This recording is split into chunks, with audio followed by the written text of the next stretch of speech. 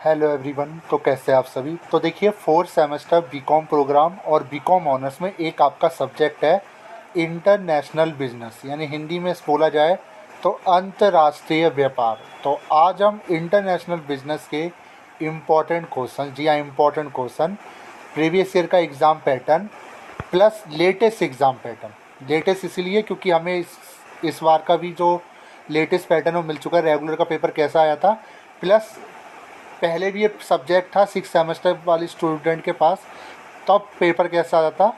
तो सारा कुछ आज हम डिस्कस करेंगे इस वीडियो के माध्यम से। तो वीडियो को पूरा देखना, वीडियो अच्छी लगे लाइक करना, शेयर करना मत भूलना। तो ये जो सब्जेक्ट है बीकॉम प्रोग्राम और बीकॉम ऑनर्स फोर्थ सेमेस्टर में दोनों में सेम है, सेम सिलेबस है, क्योंकि देखिए बुक भी एक ही है।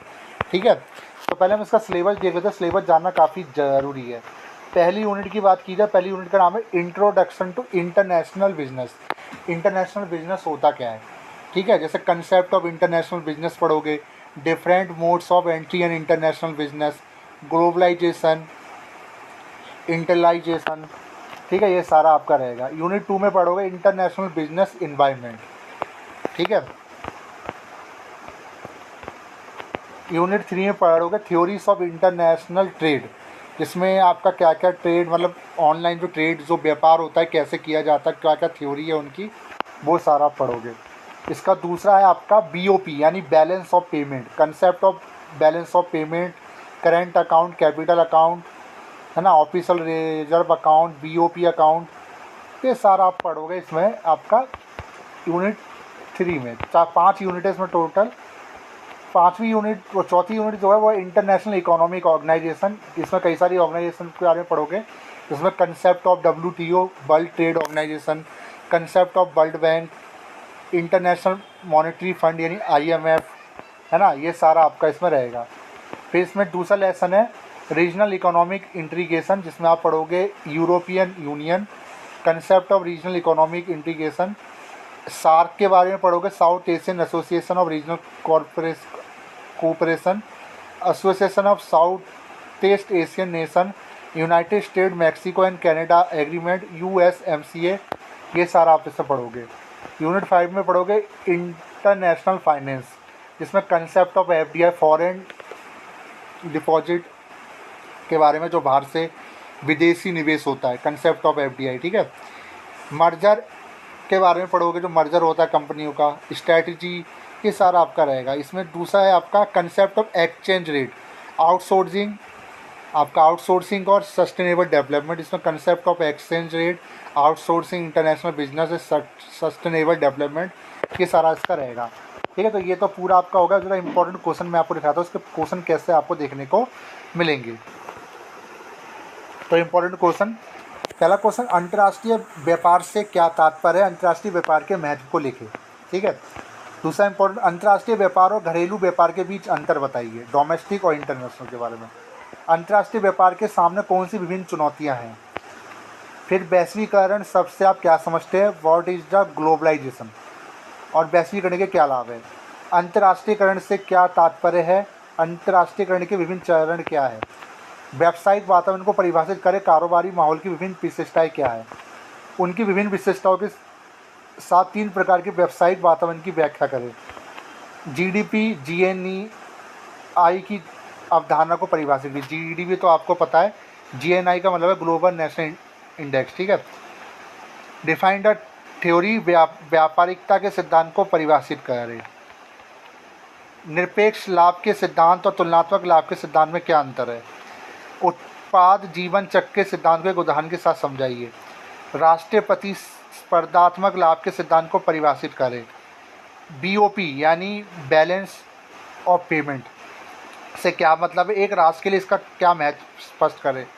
भुगतान संतुलन के तहत तैयार किए गए चालू खाते को परिभाषित करें, इसके घटकों की सूची बनाएं। भुगतान संतुलन में असमानता को ठीक करने के लिए विभिन्न उपायों की परिभाषित करें। विश्व व्यापार संगठन की विशिष्टता उद्देश्यों को परिभाषित करें।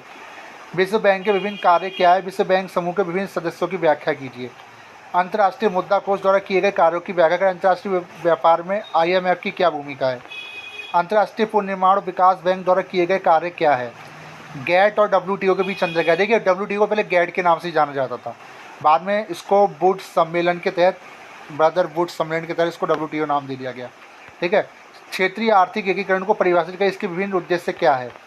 यूरोपीय संघ 1993 की एक वैश्विक इकाई है जो यूरोपीय देशों में से बनी है। यूरोपीय संघ के उद्देश्य कार्य क्या है।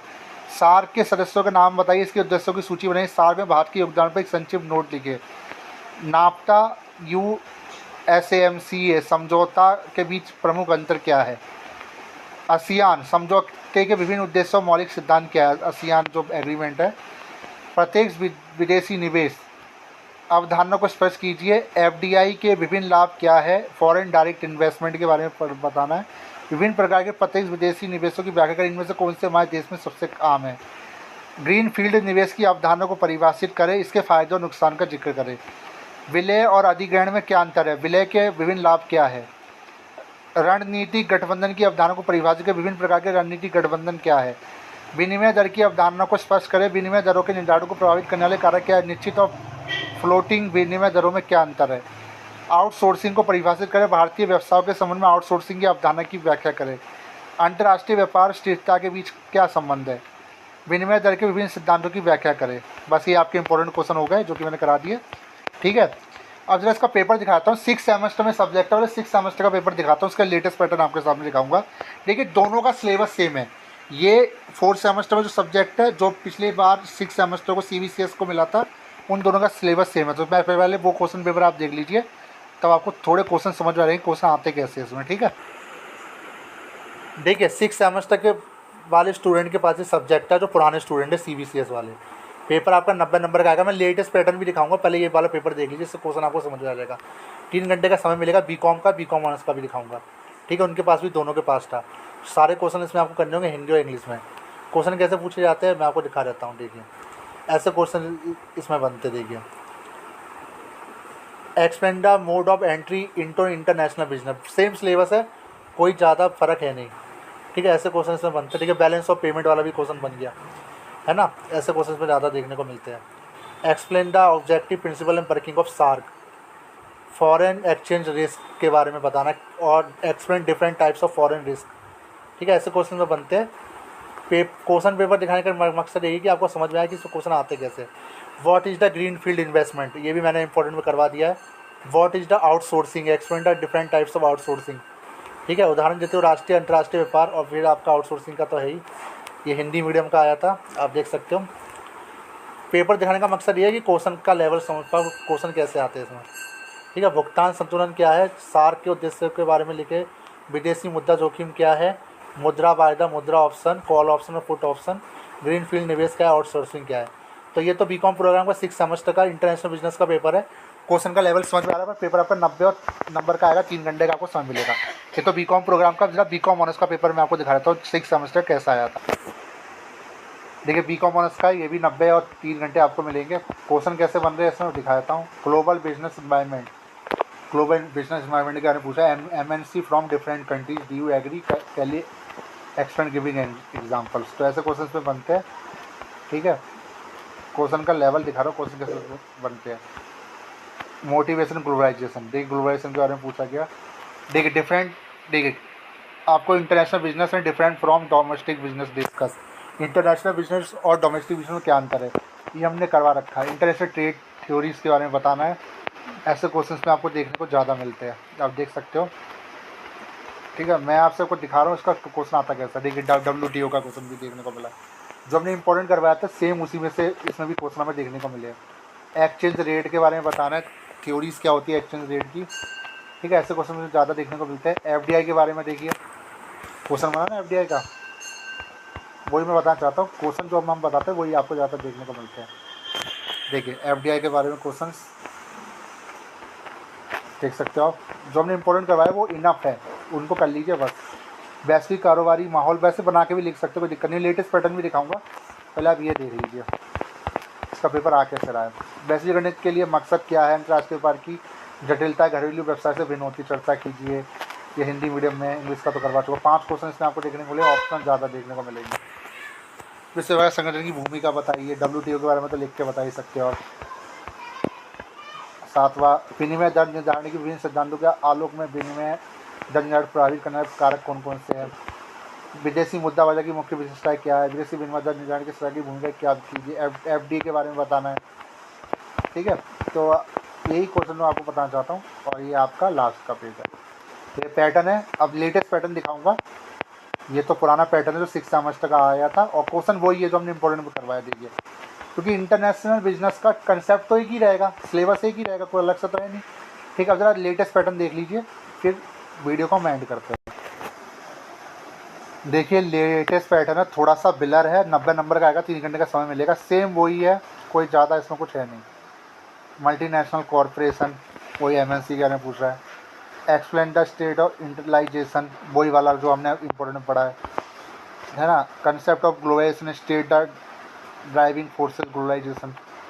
Explain the various mode of entry into international business, ये भी हमने इम्पोर्टेंट में करवा दिया ऑलरेडी। दूसरा क्वेश्चन इकोनॉमिक इन्वायरमेंट फैक्टर। ठीक है, एक्सप्लेन द इम्प्लीकेशन। देख सकते हो पैटर्न वही है, थोड़ा सा क्वेश्चन पेपर ब्लर सा है, कोई दिक्कत नहीं है, बस वही है जो हमने अभी 6 सेमेस्टर में देख रहे थे, सेम वैसे ही पेपर है, कुछ ज़्यादा इसमें अंतर है नहीं। ठीक है, explain the balance of payment, वही वाला क्वेश्चन आया देखने पर, देख रहे हो। इसमें और कुछ ज़्यादा है नहीं। ठीक है, और right a short note, shark factor, FDI and types, exchange rate system, अब वही है पूरा का पूरा पेपर। ठीक है, ये लेटेस्ट पैटर्न है, आप देख सकते हो। बाकी मैंने करा दिया है इम्पोर्टेंट क्वेश्चन, और उन्हीं इम्पोर्टेंट क्वेश्चन से बाहर कुछ नहीं आने वाला। तो वीडियो कैसी लगी जो बताएगा। Thank you so much.